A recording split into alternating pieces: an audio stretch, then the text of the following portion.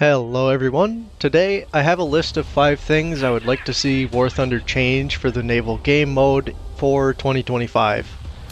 I think most of these are fairly apparent and things that everybody would like to see changed, but I'm also curious if anybody disagrees with my opinions on these, or has any better ideas for what the developers could actually do to this game mode to make it just that little bit better for all of us Naval players.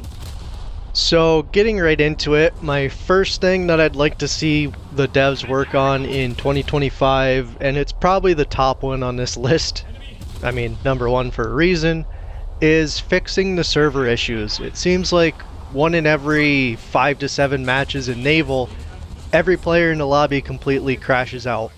And it's not a lag on the player side, it's a lag on the server side because it is instantaneous for all the players in the lobby. It happens way too much in Naval in my opinion, and I don't really hear about it from the other game modes, so I'm not sure if it ever really happens to those ones. There's no real set time in a match when it happens either. It could be right at the start, it could be a few minutes in, or it could be right towards the end when you're kind of wrapping things up and trying to make a play. Sometimes players can get back into these matches, and it turns all the players that don't into basically free targets because their ships stop, they sit still, and they don't fire their guns. So it's basically free targets for all the guys that do get back in, though typically that's only 3 or 4 on each team, if that. And this is pretty detrimental when you're actually trying to play, because it can trigger your crew lock as well as full repair costs for your ships, and it wastes both your Silver Lions in the case of the repair cost and your boosters if you had any running, because it does count as a match. The game doesn't care that the server just crashed, it doesn't care that every player just experienced it. It will take your booster away from you and completely count all your repairs as your ship being sunk. So it's probably one of Naval's most annoying issues in my opinion as it sits currently, just because of the huge detriment it is to anybody actually trying to play or grind because of this issue. The second thing I want to get into is fixing the spawns. All the ships in at least Blue Water spawn way too close together, causing absolute chaos at the start of the match. And it is funny sometimes until you get up to the battleships and suddenly your stock battleship is pushed completely the opposite way that you want it to go, and you now have to spend the first quarter of the match turning it back around and hoping your turrets are facing the right way at that point. So because these spawns are such clusters, it just sucks overall. I mean, destroyers see it, cruisers see it even more, and then battleships just get hit with it hard because usually there's only one battleship spawn on a lot of these matches, and it just overcrowds them and causes them to be run into each other. And when an enemy player shoots from across the match into the friendly spawn, well, now you're hitting multiple ships, everybody's got damage, everybody's got to repair, sometimes people get detonated, and it is just an absolute shit show. So like I said, this is especially bad with stock ships, and it's especially bad with battleships because you can't maneuver, you can't turn, it's just horrendous. Increasing the amount of spawn locations for large ships would help with this. You do see that on other maps where there's 2 or even 3 battleship spawns where there aren't any collisions. The ships aren't spawning right on top of each other. You don't have a ship that literally spawns on the back end of another ship because the spawns are too close. And it just helps spread the match out a little bit more. It'll reduce the player frustration from these ships colliding and the random damage from any enemy fire, hitting all these ships that are just bunched up.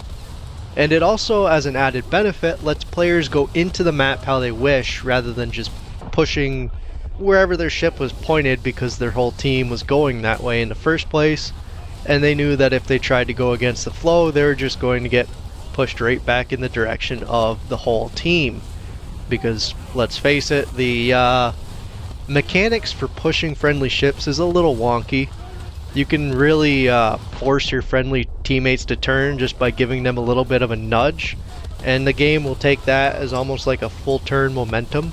It's really weird, and it makes this issue even worse in my opinion. But moving on from that, as I think I've talked about it enough, I want to talk about my next issue, which is map balance. I've touched on this a little bit before with the map breakdown that I played around with earlier this year and that I will be doing more of, but some of the maps in this game are extremely lopsided, and this is especially true in encounter game modes at the higher tiers, but at the lower tiers there's a lot of matches that are just blatantly lopsided as well. As per the encounter maps, there's some maps that give one team right at the start full shots on the enemy fleet that they're supposed to defend, and the other team gets basically nothing. They might see one or two ships, but the enemy fleet or the enemy team can see the entire friendly fleet that you're supposed to be defending, and they basically will get a free points lead based off of that. And with how heavily those fleet ships are weighted per points in the game, it's a significant lead that'll basically snowball throughout the match. Outside of just the fleet positioning, other maps have obstacles in the way of a team actually getting over to their fleet to defend it, if it's on, say, the opposite side of the map from the actual ship spawns. So basically by the time the other team is spawning planes, the team that doesn't have a straight shot to their fleet can't get any of their anti-aircraft ships over there to actually help the fleet and defend it, or, you know, torpedo boats and stuff like that will sneak in before the friendly team can go defend them. And it's really lopsided when, you know, there's a bunch of islands in the way of one team, the other team has a straight open water shot where they can maneuver, they can just steam right towards their fleet and call it good, and really that's kind of a pain in the ass. Outside of encounter, as that's more of a high tier thing, a lot of maps will have land masses that either benefit one side really heavily or heavily detriment that side to the point where it almost ruins the match for that team. Take the North Port map that I did the breakdown on, has that huge peninsula that wrecks the southern team's spawn for most of the match just because they have to completely go around it, while the northern team has a straight shot to the caps. So it can really determine whether one side wins or loses just by their spawns a lot of times, because some of these maps are so unbalanced per what the enemy team can either see or has to go around compared to the friendly team. Now, I don't want to say that this hasn't been worked on, because there were a couple maps that were touched on in 2024 and they are a lot better for it, I think, but even those maps still have a long way to go, especially, and I hate to harp on it more, the encounter game modes. But it's nice to see that the devs have looked at this already, and I'm hoping that they continue going into 2025. Now, enough with the spawns, enough with the maps. Let's talk about issue number 4. Let's incentivize spawning coastals. Now this one's definitely a weird one, seeing how I have been playing a lot of battleships, because coastals are kind of the bane of battleships. They are annoying, you can't shoot them half the time, they're very nimble, their torpedoes are rather devastating in the right spots into the right ships, but it's nice to see them in matches because it regularly trades the caps, it gives players a reason to move around, it gives players a reason to scout ahead of them, and it overall affects the flow of the battle really heavily, and I think it'd be nice to see a lot more of them instead of the one or two that we have right now. And how I think they could do it is make it so that one tiny coastal boat spawn in a blue water match doesn't count against your 3 ship spawn limit. So if you spawn in a coastal and die, you can still spawn 3 blue water ships. You just used up a limited coastal spawn, let's say. Maybe they can have a limit on those too. It just gives a reason, it gives more of a reason for people to bring them out rather than just sticking to the larger ships. And it also gives players more of a reason to spawn them and go for objectives rather than, you know, I can't spawn it because I already wasted my 3 spawns spawning a cruiser or an early battleship so I'm basically out of the match unless I spawn a plane.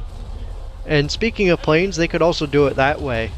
If players don't have, or even if they do have a a coastal ship in their lineup, put a little randomized coastal spawn button like the planes currently have, where anybody can spawn a coastal in arcade. I have to specify that this part's for arcade, obviously, same with the 3 ship spawns. It would just help mix the matches up a little bit, get the caps trading a lot more, and I think you'd see a lot more coastal players have reasons to grind those lines outside of bothering battleships or only playing the coastal game mode or just using them to snag a couple of caps and hope that they stick there the whole game, while also not spawning as many blue water ships because for some reason it counts as a blue water ship in those matches. The last thing I want to say about this one is maybe take the frigate spawns and move them away from the destroyer spawns. It's a little bit weird that these usually slower ships are way back with the blue water ships rather than, you know, being a little bit closer to where the coastals are, as they are classified as coastal vessels. I've always found that one weird, and I'm not sure why they do it. I could understand them being set back from the torpedo boat spawns and stuff like that, but not spawning with the destroyers, as usually those are back with the rest of the main fleet elements. But that's enough of my rambling about coastals. I don't play them a lot, but it's something I'd like to see. My last, but certainly not least, but kinda obvious one, is add more ships. And like I said, this is obvious, but I have some caveats to it. Top tier needs some decompression at this point. The recent additions, for the most part, should be above 7.0. There's a lot of these ships that should not be seeing the late cruisers and should not be seeing the early battleships, as they have no ability to even really touch you, affect you, or hamper you in any way. I'm thinking of early Japanese ships facing off against, say, an Amagi. I mean, it's just heads and shoulders above these ships, and the tier needs to get spread out just a little bit more, even if it's only saying, you know, 7.5 for these ships or something like that. Just getting them away from the very, very early ships, or battleships, I should say. And of course, away from the cruisers that they consider food. The other thing I'd like to say on the same vein is Scharnhorst and its ilk need to go up as well. I think Scharnhorst is pretty well evidenced, as all Gaijin has been doing to the German line lately, it seems, is adding in things below Scharnhorst to make that grind longer. And it's almost like they know that that ship needs to be seen in less plentiful numbers, because it is really dominant in my opinion. And it's almost like they know it's almost too early for that ship to be there, or it's at a tier that it shouldn't be at. Still, in my opinion, I haven't played that line yet. I am aiming to do that next, but I think they should also go up along with the newer 7.0s in a lot of the lines. The tech trees themselves are still missing some fairly prominent ships as well, that would fit in the boundaries of everything we have already, saying low to mid tiers, not so much the high tiers that they keep adding to. Not that the devs haven't been adding to low tiers, but they are kind of missing the mark on some of these. And the biggest stick in the mud for me is the Des Moines class, because there's 2 premium Des Moines class and the US line doesn't even have one, so it would kind of make sense for them to add one. And this is along with, say, like the Royal Navy line. I mean, come on. The Russian Navy is getting Royal Navy ships before the Royal Navy. That's kind of comical, really, especially for how big the Royal Navy has been in this time period and how many different designs they had. That line should be built out a lot more than it currently is. And last but not least, of course, on this point, is Naval could use some more squadron vehicles, even if they are just coastals, kind of like the German coastal or the Russian coastal. I figured that when they were adding in the USS Bagley, it would be a squadron vehicle, kind of like the Shimakaze, because it is more of a torpedo boat, and it is a bit of an oddity in that line. but it seems like Gaijin really wanted to stuff that into the tech tree instead, which I still think is a little bit of an odd choice, but whatever, it's another American destroyer in the line, so I guess I can't complain too much. But I think that would help a lot of players, and it'd help Gaijin get a lot of the more unique ships out into these lines if they were just squadron vehicles. It's just a better place to put them rather than trying to stuff, say, a Kitakami or a Shimikaze into the tech tree, or just making it a premium and saying, well, you have to buy this now. So that's at least my opinion on that. Overall, these are probably the 5 things that I could think of off the top of my head that I'd really like War Thunder to change about Naval coming into the new year. And I'm very curious if they do change a lot of this. And I'm also curious what you guys think. Let me know in the comments if you do have a different opinion than me, but I'll see you out there, and good luck in your battles.